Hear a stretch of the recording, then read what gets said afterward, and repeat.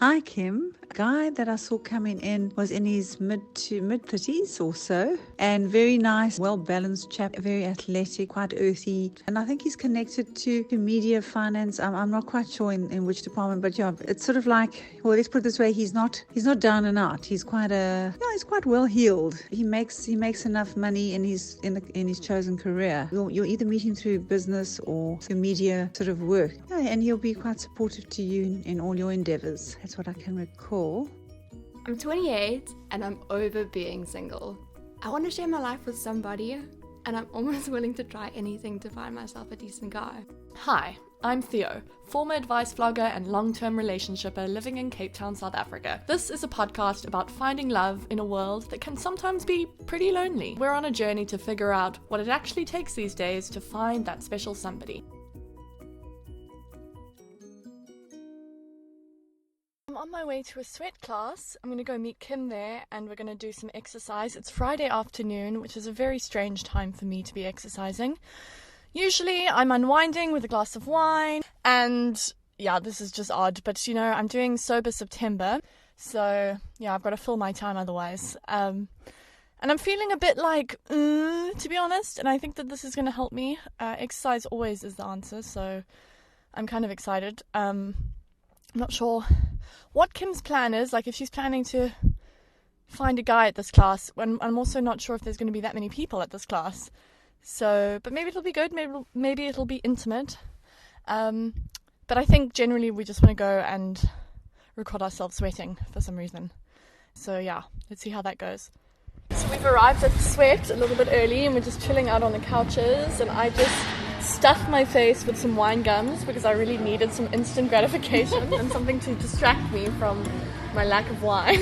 And Kim, you're suffering from not a hangover but a bit of a late night last night, right? We went out to Survivor finale last night, me and some of the Bachelor girls, dreading going to go burn 1,000 calories. I'm just hoping that we walk out of here with a huge kick of endorphins and I'm feeling on top of the world. Yeah, and it would be great to meet someone as well and fall in love. I mean, that would be the ultimate, wouldn't it? You never know what could be around the corner. I'm feeling on top of the world. I think I pulled a muscle, so I definitely have a cramp in my left foot. But I do feel good. What do you guys do? We're doing a podcast. Podcast. Okay. On this? The podcast about finding love in a world that can be pretty lonely. Yes. So also finding happy, healthy, fit people. Right. Potentially in this playground. Yeah, I totally believe in that, because I work out 6 days a week, and if I don't, I believe it's my only gift to myself during the week. Don't know if I will be able to go to this party tonight that I was meant to go to. I'm feeling like my legs are I'm not gonna be able to stand for much longer. But anyway, we'll see.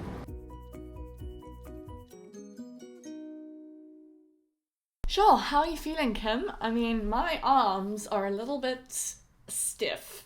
Yeah, I haven't done intensive exercise like that for a while, so I'm feeling a little bit bruised. Bruised, actually. Yeah. I still am on the verge or always on the edge of a cramp, so I have to just be really careful. If I start screaming halfway through the podcast, you guys know what's going on. So as you heard last night, we decided to venture out from the typical dating scene for some girl time. It was pretty nice, and I think it was good for us. It was obviously our challenge, or your challenge, for the week, and I decided to join in. I needed to distract myself from my lack of wine, and it really helped. I felt so much better after that, and I went to the party that I said I was maybe going to miss, and I ended up going, and I loved it. It was fun. I felt like on top of the world. So that is the cure. So you feeling like Sober September's working for you? Yeah, Sober September it's working. Although someone was asking me do you feel amazing? Do you feel so much better? And I'm like, I really just feel the same. I'm just not having wine, and I don't know. It's I'm not having any hangovers, which is the best part. But not that I had too many before, but it's just a nice thing to do and a nice thing to say that I can do, and yeah, I'm sure my body's loving it. So yeah, so I think we should totally make sweat more of a consistent thing, because I think going there one time only to go look for prospering. Yeah, and did we find any? Well, There was that one guy that chatted to us. He was quite nice, but I think he's married and has kids. Yeah, but and is friendly. yeah, but I mean, that was cool. I really liked what he said because it resonated with me so much, that exercise and working out and all of that is for nobody but yourself, and it's like your me time and self-care, and it's definitely my philosophy. It's how I've always been. Yeah. So what he said like really resonated. And yeah, so let's get into episode 8. That's quite a lot of episodes, hey? Awesome. I'm excited. So Kim, there have been so many date number ones. Guys, I don't even think you know how many dates Kim has been going on. We haven't been able to put them all on the podcast because otherwise you guys would be very bored. Yes, but there have been a lot, and there have been a lot of first dates. But you seem to be really struggling to progress onto date number 2, or to have them reach out to you and say, come, let's go somewhere, let's keep this going. So today's episode is going to dive into the difference between a first date and actually getting a second date, which obviously seems to be a bit of a challenge for Kim. And then we need to chat about the next Bachelor who's just been announced. And Kim's going to let you in on a little secret. So I really am having a big stumbling block moment, or many moments, converting that date number 1 into date number 2, and like the phase to get there. First date has been great, but well, how great? I mean, they can't have been that great if they haven't progressed into date number 2. Maybe I'm just so optimistic about everything in life. Yeah. So how strong do you think your not. first date game is?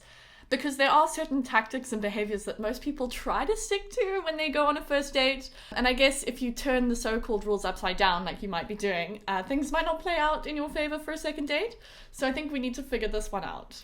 Okay, so maybe you can help me on what, because obviously I'm like very biased here. Yeah, I suppose so. It's very hard for me to tell you what you might be doing wrong or what you're doing really well, because I'm not obviously watching you, although I would love to. So next time, I think I might set up a GoPro. Let's do that. I mean, what's going on? I'm just trying to think back to when I used to go on first dates. God, I've really got to jog my memory now. But I mean, you've got to obviously go in there with an open mind, which I'm sure you do. And you've got to stick to some, light topics. Don't come on too strong. You've got to be able to read the room. I think body language has a lot to do with it. And I just don't know if you're overstepping the mark in any way. But where do you think you might be going wrong? I think I have maybe my body language, which does 80% of the communication, has been quite held back, where the vocal part has been really strong. But if vocals only counting like 10% of the total mood I'm projecting out, maybe I need to look back into refining my body talk techniques and dialing the steam notch up a bit. Yeah. So do you think you touch your hair a lot and, hunch? What are you doing wrong, do you think? Maybe I'm acting too casually because I'm quite comfortable, but I think guys, because you are obviously, I'm saying guys here because you obviously are going on dates with guys, but I think guys probably do like to have like a casual stance. Okay, so I've got to be honest. I mean, how casual are you? Are you putting your feet on the table? We need to figure this one out. Okay, maybe the dates. Okay, I think going back to the dating situations, they're casual dates. Okay, so maybe if I were to go on a luxury dinner date where I force myself to dress up to put on the steam. So generally going to a lunch date or a breakfast date, you can't really sexify too much. And I've been doing a lot of those. So, I mean, to walk up onto a date with red lipstick and my heels on, I mean, I look like I've just had a one night stand and walking out of my apartment. That's not how I want to be perceived. Yeah. So I'm dressing in trainers and I'm a bit more casual. So potentially the setting. So maybe turning up the steam dial by changing the setting. Yeah, maybe when you do go on a date with somebody, or when somebody suggests let's go for coffee as a first date, it's almost like I don't know if we're really going to do this properly, because going on a date at night at a restaurant, you know that it could end up in later on in maybe another bar, and then it could end up in a steamy kiss at, by the DJ booth. I don't know. Whereas if you just go for coffee, it's that's all that's really going to happen, right? I don't know. You don't suddenly land up in their bed after you've had a cappuccino. Totally. I went on a date last week Saturday with a very good looking Men's Health cover boy, and we went for pancakes at But vegan why restaurant. are we doing this? Are you suggesting a more casual approach? So I'm suggesting the casual approach because I don't want to come on too strong. Yeah. Okay, so that's why I'm doing this. And I think my dating setup is wrong. And Okay. I'm actually quite strong on leading or directing what I want. Mm-hmm. Where I think he should maybe do the directing. Yeah, put the ball in his court. Yeah. Okay, so there's that. And then do you think you do any... I mean, you have to be yourself. I don't want to say here, Kim, you've got to stop you revealing that you've just got your period or whatever it is. Because I mean, you've got to be yourself. I can't give you any advice like that. Okay, so on that topic. Yeah. Okay, guys, this is really like TMI, but I have been revealing, and this is like fucking runaway material. But it's like, some guys ask me like, why have you been single? Why are you single? Whatever the case may be. And somehow along the journey of conversation, I end up saying, which I should totally keep to myself, is that I've been sober and celibate for the last 3 years. Is that your opening liner? It's not my opening liner, but it does pop up. I feel like that could be a bit intimidating to hear, you know? It's like, wow, I'm going to break her celibacy, and also she doesn't drink, so there's that, you know, which is a lot to which is handle. really not like a big deal. You know, initially it might affect you and it might make you... Run away. Well, no, I'd hope not. But a lot of people, they like to live with alcohol in their lives. So if that isn't a factor, they might think, well, she's not really for me. Like, she's boring and she doesn't have sex. Like, run away now. oh my God, Kim. Okay, so I think 2 challenges for you in the next while. One is to let the guy decide where you go and, you know, maybe hint that you would like to go out somewhere fancy for dinner. And the other is to hold back on speaking about the celibacy. I mean, you can obviously tell them that you don't drink, but maybe just don't couple it with the celibacy. Yeah, it's not a good coupling. But also, if they ask on the first date, of course, talk about it. But yeah, there are certain things that you kind of hold back on that you can reveal later, and that's what makes it exciting. So obviously that's why guys are like, fuck, I'm definitely not going on a second date. It's just too much. It's a lot to live up weight. to. Yeah. I think that's what it is. I don't know. And guys, I think, are just, they're scared little boys, and they hear about this and they think, wow, how am I going to support this? I don't know. I thought it would be exciting, like I want to break a virginity kind of vibe. Well, actually, we need to ask guys, because I can't. Andrew, what do you think? I think he's got his headphones in. Yeah, he's that's an gaming on the other interesting side. one. I don't know. Anyway, who Anyways, knows? okay. So- Who really knows? So let's change that behavior tactic. Yeah. Now we really need to move on to the next Bachelor, Marc Buckner. Is that how you say his name? Yeah, Marc Buckner. Okay, cool. So when his face was revealed to the public, our is a week whole ago. department was like, oh my God, have you seen him? And everybody's initial thoughts were like, wow, he looked quite nice. He looks down to earth. When we heard his voice, we're like, yeah, you know, he seems like he has substance. So we're all excited. Are you? When I first saw Mark, I was like, oh my gosh, did Hugh Jackman just dye his hair blonde? Yeah. And like, he's definitely leaving snail trails all over South Africa, Mr. Marc Buckner himself. Yeah. And I think you were also like, wait, did I not go on a date with him 5 years ago? Oh, Theo. Okay. This was a long time ago. I was a very different person then. I think I was like, it was 10 a.m. in the morning at the biscuit mill, and all I wanted to do was shove some liquor down my throat. And so the date didn't go well. We were just on very different wavelengths at that point. But I've changed a lot from there. Yeah, of course. I think he has also. I think 5 years is a long time. Yeah. So when you saw him again, did he recognize you? So I did congratulate him, and I didn't know he was coming to the recent grand finale filming of Survivor, and I don't think they wanted to tell us, but he was sitting there, and we had such a good chat. Yes. Like, I'm so excited for the girls that are going into this next season with Mark. He's like the salt of the earth, like outdoors, active, everything you could possibly want in a guy. Yeah. And I was feeling giggly around him, and I was like, oh my gosh, Kim, pull yourself towards yourself. This is not your property. Like, Yeah, he's very off limits for now. It's so off limits. Like, so I think what's exciting about this next season is that he really is the salt of the earth. He's outdoor active, and he's got shit going for him, and he's got a great personality. Yeah. Like, he sat he spoke to 4 of the ex-Bachelor contestants when we were all at the same event, and he dedicated time to each and every one of us, and it felt genuine. He like held your gaze, and he had interesting conversation to bring up with every single person that was there. Do you think that some of the girls were like, damn it, I wish this was the one that was on my show? We all walked away from, like, after having met him, well, the other girls had met him then, and they were all like, wow, collectively we were like, we totally got duped with Lee. Oh, shame. We wish we were all on Mark's show. Lee wasn't too bad. Lee wasn't too bad. Poor Lee. Yeah. I mean, you snogged him, so he can't have been that bad. I said snog. I sound so British. But he also shared a tip with us, or you at least got some recording. I asked him for a good dating tip. What do girls need to do to woo his heart? So you get to hear this exclusively on Pretty Lonely. So should we play it? Let's play this tip. Mark, what's the number 1 dating tip you can give women to woo your heart, or woo a guy's heart? Be honest from the start. This is corny but true. Be honest from the start, because it's not going to be a happy ending if you find out that this is not what you really want, because you've lied. Totally, so be honest from the very get-go. Yeah. Love that. Don't say that you're a trail runner and like to get outdoors and love dogs if you don't. I did that once before, it was awkward. Yeah. But I do love dogs. And fall, and then make yourself really embarrassed. I was just so out of breath I couldn't even speak. So Theo, what do you think about that tip? Oh yeah, just be genuine, you know? Just be honest. Just don't lie. Just don't go there and say that you love trail running. When you don't. Yeah, when you don't. Have you ever done something like that?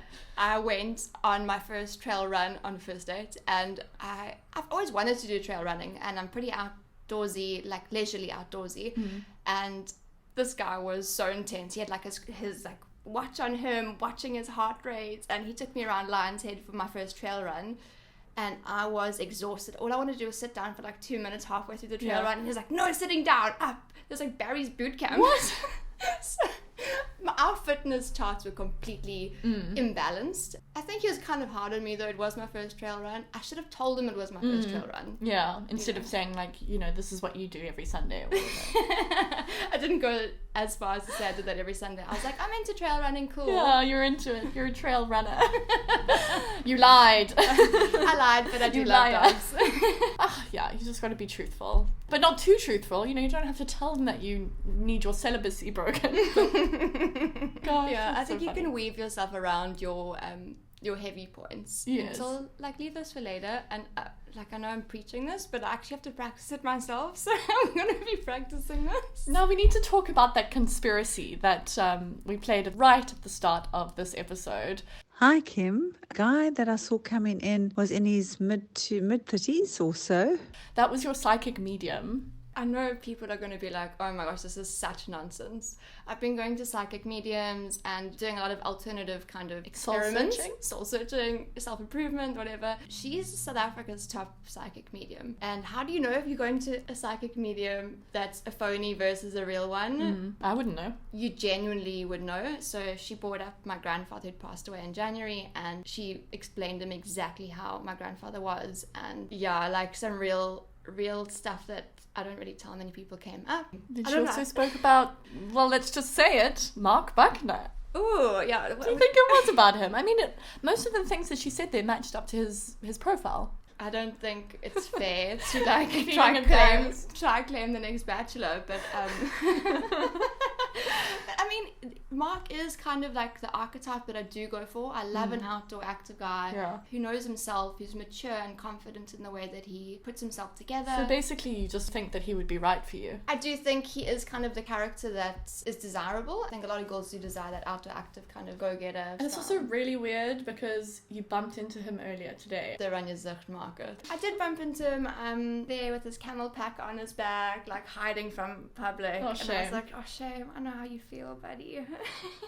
Yeah, you keep bumping into him. It's just and it's so weird. And I keep getting giggly, and it's embarrassing, you know, like that childhood giggliness. Is that because like I've Like, maybe I'm actually...